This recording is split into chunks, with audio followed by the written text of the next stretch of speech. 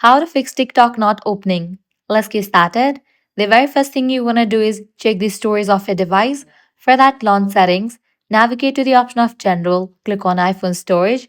Make sure you have enough storage in your device. If not, you can delete the unused apps.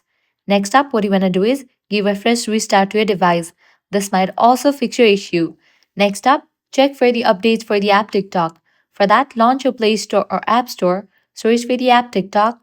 Once app appears, if you find the option of update, just click on it and update the app to its latest version. Next up, what you want to do is check for the service status of TikTok. Launch your preferred browser and navigate to the website like Down Detector, then type in TikTok and search for it. If there are any outages, you have to wait until the problem will be resolved. Now, heading to our next solution, close this. Just completely delete TikTok app from your device and reinstall it. For that, press and hold on the TikTok. Click on Remove App, click on Delete App, click on Delete. Once you delete the app, launch your Play Store or App Store, search for the app TikTok, and then install it. With this solution, your TikTok issue will be fixed.